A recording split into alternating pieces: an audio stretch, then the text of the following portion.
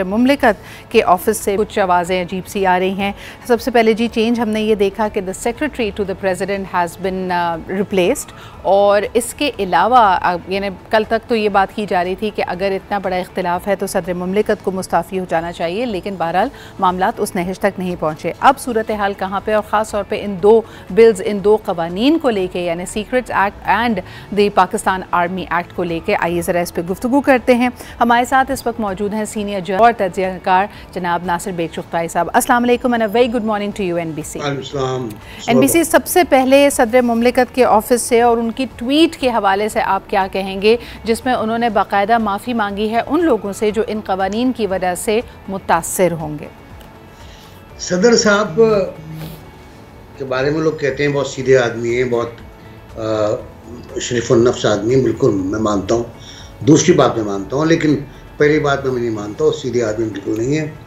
वो बहुत अच्छा खेल गए, उन्होंने बहुत अच्छा खेला है, गैलरी के दोनों तरफ खेले हैं वो, और दोनों तरफ से उन्होंने स्ट्रोक लगाए और दोनों तरफ फ़ायदे में रहने की कोशिश की उन्होंने। माफ़ी उन्होंने किससे मांगी, इसके बारे में हम कल बहुत बहस करते रहे, तो दो तीन नाम सामने आए हमारे।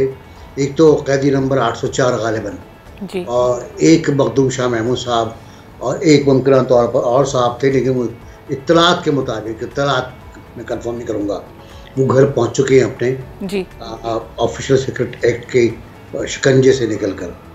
अब वो प्रेसिडेंट साहब ने क्या किया, प्रेसिडेंट साहब ने जो कुछ किया वो बहुत बात हो गई इसके ऊपर, कल भी अब लगे रहे मुख्तलिफ चैनल्स के ऊपर और मुख्तलिफ सेमिनार्स में, कि उन्होंने एक गैर आइनी काम किया। मैं बहुत वसौक से कह रहा हूँ कि प्रेसिडेंट ने एक गैर आइनी काम किया।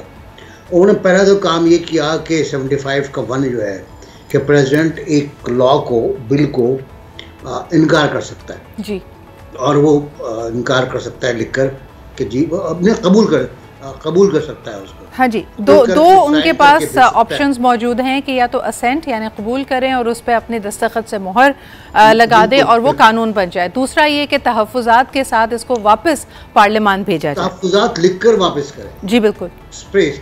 अच्छा, दो लफ्ज़ आए इसके अंदर सिदरा जी, अगर आप पढ़े, शैल लफ्ज़ इस्तेमाल हुआ है, और शैल थर्ड पर्सन में जब अंग्रेजी में इस्तेमाल होता है तो कमांड के लिए इस्तेमाल होता है कि वही करेगा, विल नहीं है। शैल एक्सप्रेस्ड का मतलब फिर डिक्शनरी में जाएगी तो लिखा तहरीरी तौर पर जी, तहरीरी तौर पर। दोनों काम नहीं किए उन्होंने, और अपने ट्वीट में लिखा कि मैंने इनको गैर मौसर बनाने के लिए कहा कि होल्ड कर लो, वापस ना करो। अब वो पार्लियामेंट की कानून साजी, एक ऐसा शख्स जो पार्लियामेंट का हिस्सा है वो रोक रहा है, तो इट इज सबूताज। ये आइन को सबूताज करना है, बिल्कुल क्लियर कट। मुझे कभी कभी इसके अंदर में बार बार पढ़ रहा हूँ, मुख्तलिफ किताबें देख रहा हूँ, रेफरेंस देख रहा हूँ, तो मुझे कभी कभी 58(2)B की रूह नज़र आती है आरिफ साहब के अंदर। 58(2)B जो ज़िया-उल-हक के ज़माने में आई थी कॉन्स्टिट्यूशन में, कि जब चाहा असम्बली तोड़ दे। अगर वो 58(2)B होती तो वो ये असम्बली 3 बार तोड़ चुके होते।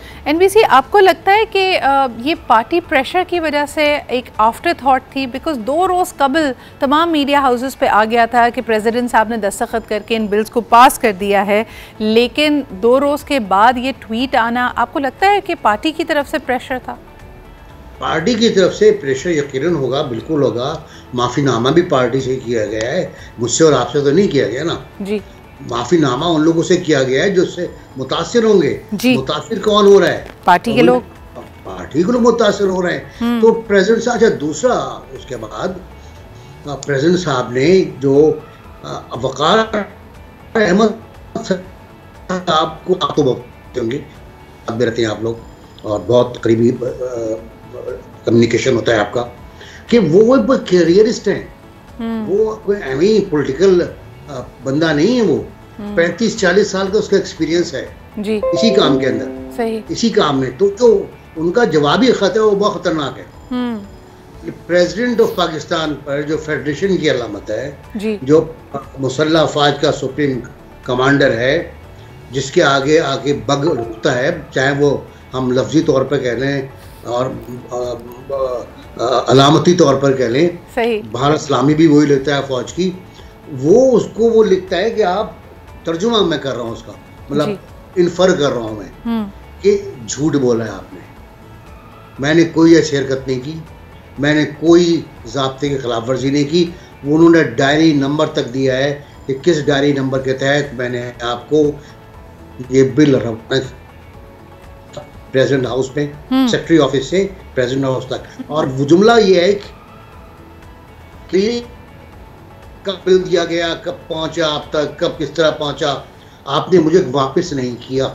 मैं जब तक ये खत लिखता हूं, लेकिन ये हो क्या रहा है, कभी साइफर गुम जाते हैं, कभी बिल पे दस्तखत नहीं होते, तहरीरी बातें नहीं की जा रही। What's exactly happening in these big offices? Happening ये कि आपने रूल की खिलाफ वर्जी की, आप सिंपल सी बात ये है। और अब आपने जो चीजें, इसी तरह मैं और आप जब बात कर रहे हैं तो ज़रा हम तहरीर में नहीं कर रहे हैं, सही, लेकिन हम प्रेसिडेंट हाउस में भी नहीं। बिल्कुल, प्रेसिडेंट हाउस की तो हर चीज़ इवन ये देखिए, मिसाल दूं मैं आपको कि प्राइम मिनिस्टर ने खत लिखा प्रेसिडेंट को कि आए असेंबली तोड़ जी, ठीक है, वो खत गया बाकायदा ऑफिस से गया, और प्रेसिडेंट साहब लाहौर में मौजूद थे, इस्लामाबाद में नहीं थे, लाहौर से उन्होंने खत लिखवाया कि प्राइम मिनिस्टर, वो कहे थे हाँ भी तोड़ दे फोन करके, चले मैं तोड़ देते हैं असेंबली, ऐसा जवाब में उसके तहरीरी जवाब आया कि असेंबली तोड़ दी गई।